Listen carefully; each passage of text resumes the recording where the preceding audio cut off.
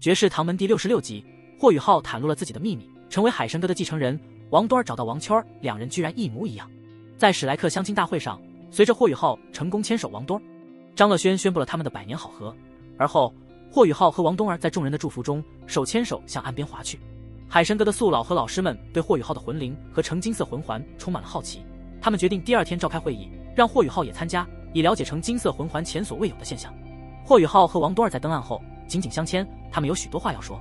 霍雨浩提出不再观看相亲大会，因为他只想要王多儿。两人在走向海神阁的路上回忆起了过去的点点滴滴。霍雨浩提到了王冬儿以前的行为以及他们共同经历的趣事。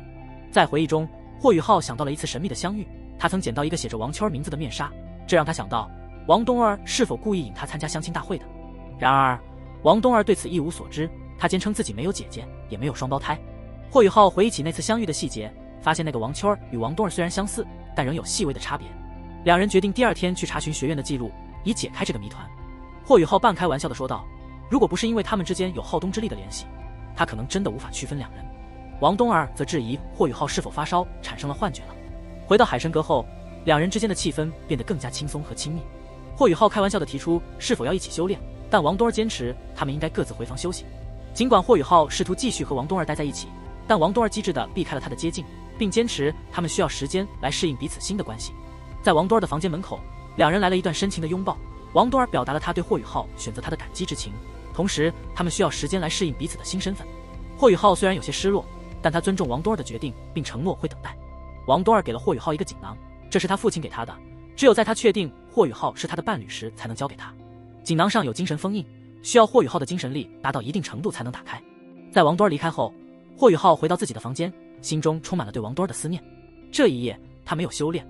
而是沉浸在对王冬儿的回忆中，直到最终进入了梦乡，梦中依然有王冬儿的身影。第2天清晨的阳光唤醒了霍雨浩，但他的思绪仍旧萦绕在王冬儿身上。敲门声打断了他的沉思，门外是副院长严少哲。严少哲以幽默的语气提及了霍雨浩和王冬儿的关系，并透露了学院早已知道王冬儿真实身份的秘密。他告诉霍雨浩，光明女神蝶这种稀有武魂只会出现在女性魂师身上，这也是学院宿老们早已识破王冬儿是女儿身的原因。严少哲还提到了海神阁藏书楼中有关于稀有武魂的详细记载，建议霍雨浩借阅。霍雨浩感到困惑，不明白为何学院不早点告诉他真相。严少哲解释了学院与昊天宗的紧密关系，以及对王冬儿身份的保护。而后霍雨浩被提醒有会议在等他，他迅速洗漱后下楼。海神阁的宿老们已经齐聚一堂，玄老坐在首位，他的态度温和，对霍雨浩和王冬儿的关系表示祝贺，并告诉霍雨浩已经特批成为海神阁的一员。会议由严少哲主持，讨论了学院的多项重要事务。霍雨浩虽然对与宿老们平起平坐感到不适应，但他很快调整了心态，准备介绍自己的特殊魂环。在严少哲的邀请下，霍雨浩起身向宿老们介绍了他的橙金色魂环和他的魂灵雪女。他详细讲述了自己如何遇到伊莱克斯，以及如何与雪地融合，最终诞生了魂灵的过程。他解释了魂灵的概念，以及它与魂环、魂骨、武魂的不同。霍雨浩说道，魂灵是一种独立的存在，可以与魂师配合作战，并且拥有独立思考的能力。他说明了自己如何与雪地融合，以及这个过程如何导致他身上出现了4个橙金色魂环。他继续说道，自己现在能够使用前3个魂环的能力，但最后一个魂环的力量尚未能调用。最后霍雨浩表达了他对魂灵的理解和未来的设想，认为如果魂师与魂兽在自愿的情况下进行精神烙印和魂力融合，可以创造出新的魂灵，而这个过程相对安全，并且有可能为魂师带来强大的战斗力提升。他的介绍引起了宿老们极大的兴趣和好奇，他们意识到魂灵的独特性和潜在的巨大价值，这不仅可能改变魂师的修炼方式，甚至可能影响整个大陆魂师界的格局。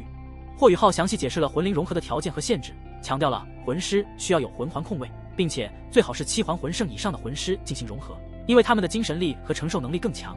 双生武魂魂师在融合魂灵方面更有优势，因为副武魂可以为魂灵提供额外的控卫。霍雨浩说道，魂灵的形成对魂师的精神力有极大的需求，因此融合魂灵的魂师必须具备较强的精神力。虽然理论上一个魂师可以融合多个魂灵，但为了安全和效率，一个强大的与魂师契合度高的魂灵是最好的选择。玄老和其他宿老对霍雨浩的见解表示认同，并决定将魂灵研究作为学院的红色机密进行，要求严少哲全力配合霍雨浩的研究工作，并在确保安全的前提下，从内院精英弟子中挑选合适的人选进行尝试。张乐轩提出了一个大胆的想法，即与星斗大森林的核心圈进行谈判，以获取暮年魂兽进行魂灵融合的尝试。但玄老认为这个想法不切实际，因为人类和星斗大森林的凶兽之间的敌对关系由来已久，难以缓和。霍雨浩虽然认同玄老的观点，但他也被张乐轩的想法所启发，认为如果魂灵研究取得成功，未来或许可以成为与星斗大森林和解的一个机会。然而，玄老指出了霍雨浩思考的盲点，即魂师需要的不仅仅是魂灵，还需要魂环来提升修为。因此，即使魂灵研究成功，也无法完全替代魂环的作用。最终，玄老鼓励霍雨浩继续深入研究魂灵。玄老提出了一个创新的想法，即在魂灵融合时封印部分力量，待魂师达到下一个修为瓶颈时再进行2次融合，从而让一个魂灵为魂师附加多个魂技。这样的方法不仅能减少对魂兽的猎杀，还能让魂师的实力得到持续增强。霍雨浩深受启发，他意识到自己在经验上的不足，并表示愿意将封印契约咒语无偿贡献给学院。他的这一决定让在座的宿老们都感到震惊，因为这份研究的价值是无法估量的。玄老严肃地提醒霍雨浩要考虑清楚，因为一旦公开，这项技术就不再是他个人独有。霍雨浩坚定了自己的决定，他认为自己所拥有的一切都是学院给予的，他愿意将魂灵的研究作为对学院的回报，希望通过学院来发扬光大魂灵，使其成为魂师未来发展的方向之一。玄老和其他宿老对霍雨浩的无私奉献表示了深深的敬意和感激。玄老说道，学院可以接受这份赠与，并将霍雨浩的名字永远记录在海神阁藏书楼的珍贵研究上。为了表彰霍雨浩的贡献，玄老宣布他为隔代海神阁主的继承人，这一决定得到了所有宿老的一致通过。霍雨浩对此感到意外和荣幸，他从未想过自己会获得如此高的荣誉。玄老解释说，这是穆老在世时就已经决定的，只是之前没有公布。张乐轩也表示了对霍雨浩的支持，他将作为后辈隔代继承人进行培养。最终，玄老指示将这份研究作为红色机密文件封存于海神阁藏书楼，未来只有经过海神阁会议的同意才能查阅。会议结束后，霍雨浩感到肩上的重担轻了许多。严少哲作为最后离开的人，他告诉霍雨浩将会开始寻找合适的魂兽进行魂灵融合的试验，并提醒霍雨浩要做好相应的准备，以确保试验的安全性。霍雨浩感受到了王多儿的到来，两人在海神阁外相遇。王多儿为霍雨浩带来了食物，体现了他对霍雨浩的关心。霍雨浩对王多儿的美貌赞不绝口，两人之间的感情在斗嘴和互动中逐渐升温。王多儿提出要去找王秋儿，想要弄清楚之前霍雨浩遇到的神秘人物的身份。两人一同前往外院，准备探查这位新进内院学员的情况。在前往外院的路上，霍雨浩和王冬儿展示了他们强大的能力，轻松跨越了海神湖。当他们到达外院时，因为手牵手而被一位老师拦下，老师严厉地指出他们的行为不符合学院的规矩，尤其是在低年级学员面前。霍雨浩和王冬儿立刻意识到了错误，并向老师道歉。政战老师严厉地提醒他们在学院内要遵守规矩，尤其是在低年级学员面前要做好榜样。霍雨浩虚心接受了老师的教诲，并介绍了自己和王多儿的身份。当政战老师得知霍雨浩是周一老师的学生时，他显得非常焦急，因为周一老师以严厉著称，他担心霍雨浩和王冬儿会受到严厉的惩罚。政战老师甚至提出要帮助他们掩盖事实，以免他们受到周一老师的责罚。然而，当周一老师到来时，情况并不像政战老师想象的那样。周一老师虽然外表严厉，但对霍雨浩和王冬儿充满了关爱和骄傲。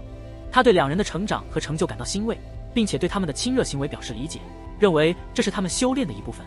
政战老师在得知霍雨浩和王多儿是内院学员后，对他们的态度有所改变，意识到他们的特殊身份和能力。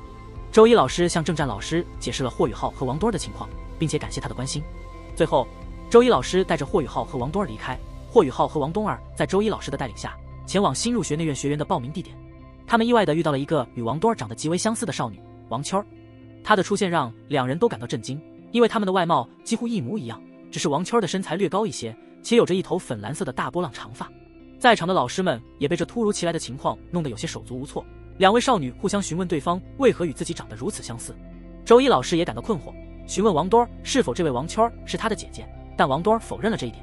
霍雨浩回忆起了之前捡到王秋儿面纱的事情，并试图解释之前的误会。王秋儿对此显得有些冷淡，霍雨浩和王冬儿则因为这次意外的相遇而感到困惑。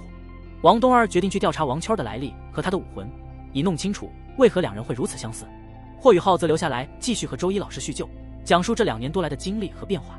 王冬儿回来后，他告诉霍雨浩和周一，王秋儿今年19岁，拥有一个极其罕见的武魂黄金龙。黄金龙是龙族中非常有名的存在，代表着极强的身体能力，是力量之祖。这种武魂在魂兽和魂师中都非常罕见，被认为是已经灭绝的存在。这个发现让霍雨浩和周一都感到惊讶，因为黄金龙武魂的存在意味着王秋儿可能拥有着极为强大的潜力和力量，同时这也让他们对王秋儿的身份和他的突然出现感到更加好奇和迷惑。